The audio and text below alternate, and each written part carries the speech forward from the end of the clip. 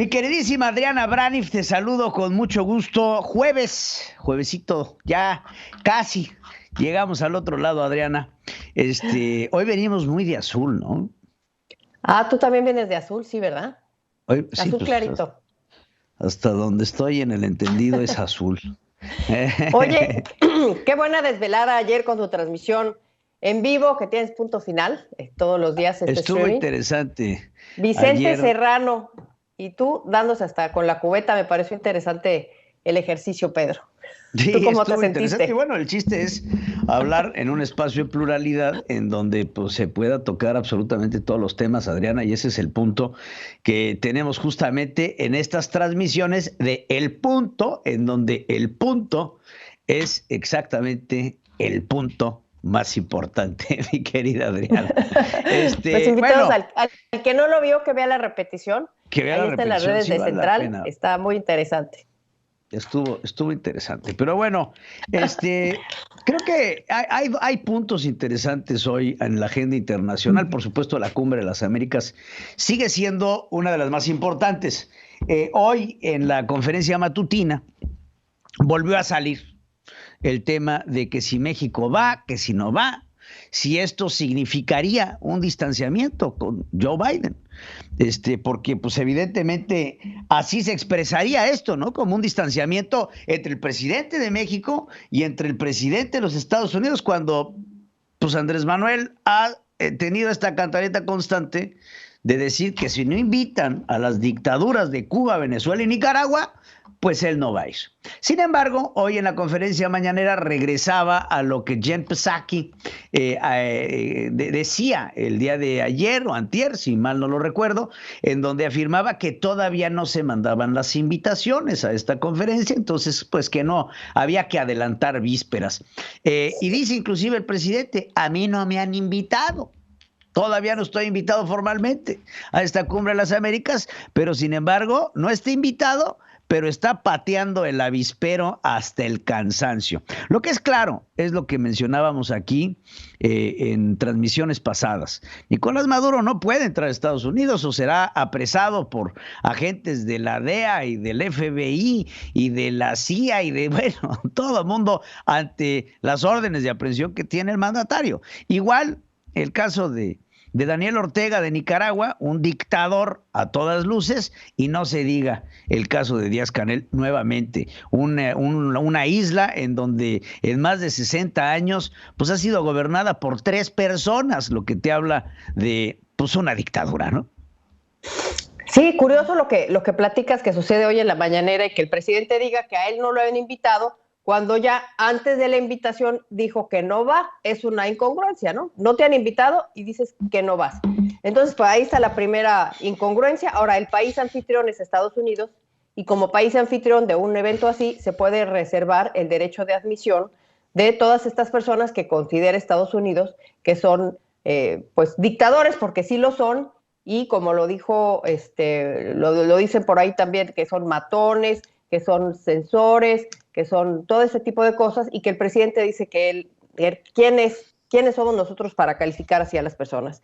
El hecho es que ayer justamente Brian Nichols, que es justamente el subsecretario de Estado para Asuntos Hemisféricos de Occidente, volvió ya a decir, para el que no escuchó, que no se va a invitar a estos países porque la carta que establece la Cumbre de las Américas clarito dice que los únicos que asistirán serán, representando a sus países, serán los mandatarios legítimamente electos por los pueblos que representan, y en esa categoría no caen estos 3 personajes que acabas de hacer alusión tú. Así es que dijo que no. Ahora, ¿quién más se ha unido a este boicot que ya vimos que está siendo encabezado por México? Fíjate nada más. Pues tenemos, ayer lo decíamos, el presidente a ver, aquí tengo toda la lista. El de Bolivia dijo que ya no va. Después tenemos también ¿a quién más? A ver si...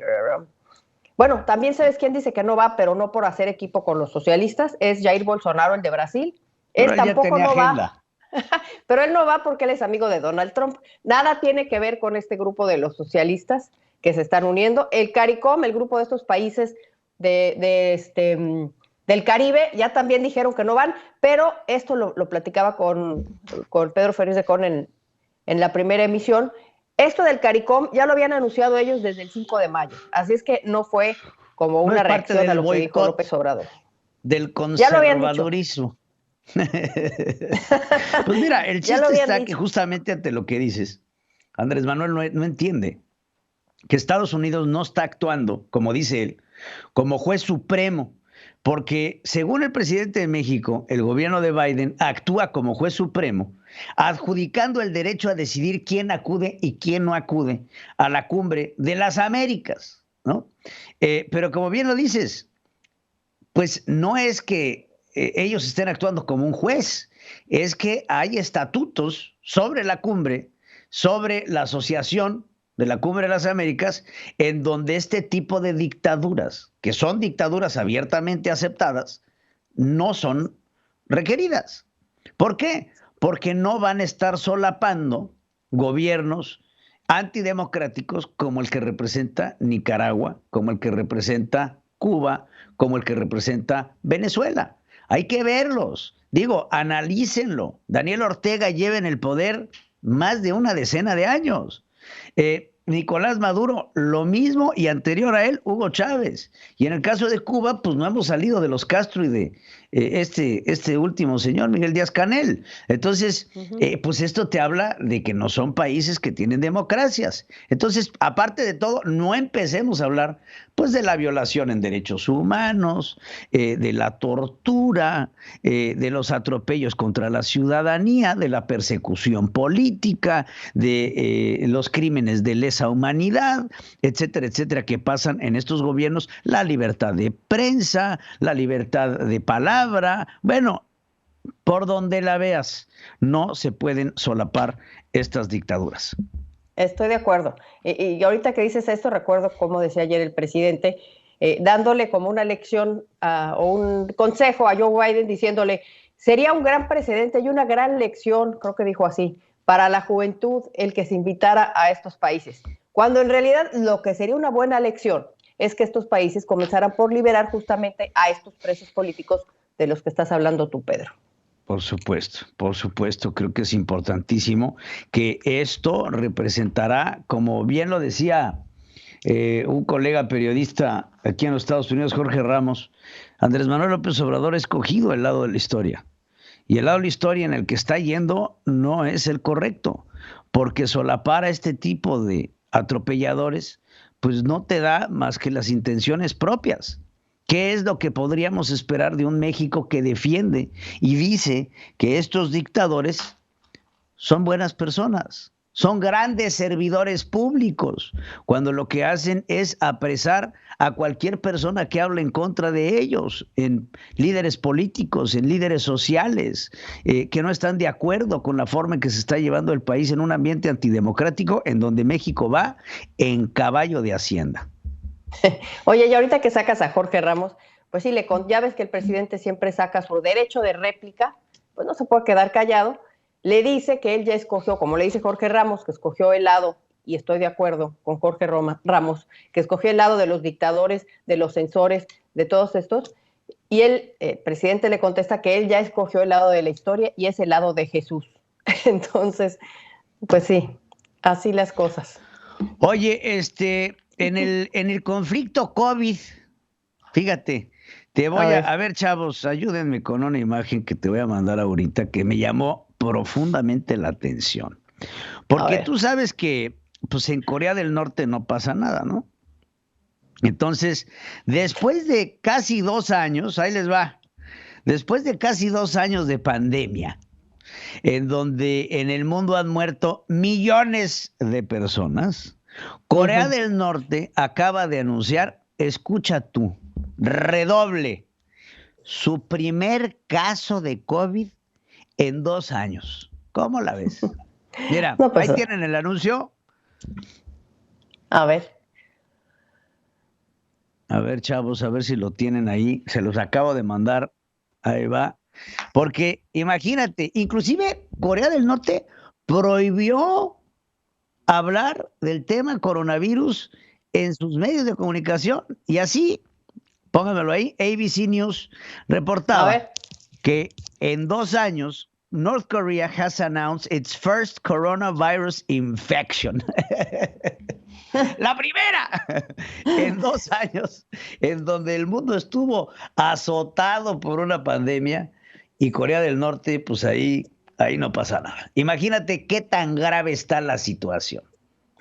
No, pues imagínate, no es que no haya habido casos, es que no los dieron a conocer, pero yo creo que aquí lo que está haciendo Kim Jong-un es que ya se le prendió el foco al ver lo que está pasando en China. Cuando todos los casos de COVID van a la baja en el mundo, y ya lo ha dicho incluso el director de Adhanom, de la Organización Mundial de la Salud, ¿qué está pasando en China? Pues están con estos encierros que ya habíamos dicho, una cantidad, pero millones de personas encerrados en una ciudad como Shanghái, que es enorme, que es importante, no pueden salir, y esto ya está pasando la raya de la represión y la del control. Y ahora escucho yo a Kim Jong-un decir que el primer caso en 2 años, que había dicho que no había, pues sí, ya seguramente le brillaron los ojitos para decir qué buena manera de controlar a mi población, porque ahí tienes a otro de los dictadores, o sea, los latinoamericanos, pero él es parte de los asiáticos. Sí. Pues ahí está, de todos modos hay que seguirlo diciendo. Por más que en México Hugo López-Gatell haya dictaminado el fin de la pandemia, esta no ha terminado. En el marco de la guerra con Ucrania, hay que mencionar que ahora entra un nuevo jugador que puede ser Finlandia. Finlandia tiene arriba de 400, 500 kilómetros de frontera con Rusia. Y acaba de presentar ya formalmente su solicitud de adhesión a la Organización del Tratado Atlántico Norte. Uh-huh. Esto debe de levantar algunos focos en Rusia en una guerra que pudiera llegar a tener otro frente, mi querida Diana. Uh-huh. Sí, aquí estoy viendo la frontera que están reportando entre Finlandia y Rusia es de 1.300 kilómetros. Es considerable, por supuesto que es considerable. Ahora, si lo vemos así, ya sería... gran parte de la frontera que va a estar junto a la OTAN, porque va a ser OTAN Finlandia. Tú dices que van a surgir los focos rojos, pues ya comenzó la reacción, porque ya escuchamos a Sergei Lavrov, el secretario de Relaciones Exteriores de ahí del Kremlin, que dijo que, bueno, ya amenazó con consecuencias militares si pasa esto, porque esto ya suena como a déjà vu. Dicen que esta adhesión de Finlandia a la OTAN que se va a dar, lo que está haciendo es, va a ir en contra de la seguridad del propio Rusia, lo mismo que argumentaban con Ucrania. Ahora, ¿por qué con Ucrania no pasó? ¿Por qué no aceptaron a Ucrania la OTAN? ¿Por qué no se dieron las características, los puntos, el palomeo para que pudieran ser aceptados por la OTAN? Porque para ser aceptado tienes que tener ciertas características. Una de ellas es no estar en guerra, y Ucrania estaba en guerra. El hecho es que, pues ya, Finlandia ya va a ser parte de la OTAN. Le va a seguir la mano, lo que hace el mano hacia atrás, le va a seguir Suecia, seguramente. Entonces, vamos a ver qué sucede. Va a haber una reacción, por supuesto. Se va a volver a tensar la situación. Tenemos a un Vladimir Putin que se ve enfermo, y así está el barajeo de los elementos en esta guerra ucraniana, Pedro.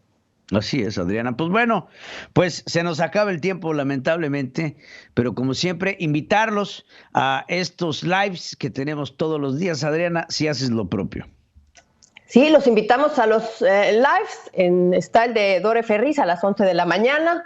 Estoy yo a las 5 de la tarde, que por cierto, hoy anuncio que va a estar una enfermera cubana hablando con nosotros en el programa. Va a estar interesante. Vamos a escuchar qué dice una enfermera cubana acerca de los médicos cubanos que salen de la isla, ahora que estamos por importar a 500 cubanos en México. Se me hace que va a ser interesante. Luego escuchamos a Pedro Ferriz de Con a las 6 de la tarde en Punto Central, y finalizamos el día contigo, Pedro. Punto final, pues a las 8 de la noche. Los esperamos, Adriana. Gracias. Recuerden suscribirse y compartir. Hoy esperamos tener a una invitada interesante en Punto Final, entonces ya platicaremos al respecto. Adriana, gracias a todos los que nos siguen a través de estas benditas redes sociales. Gracias, Pedro. Bye bye. Central FM. Equilibrio.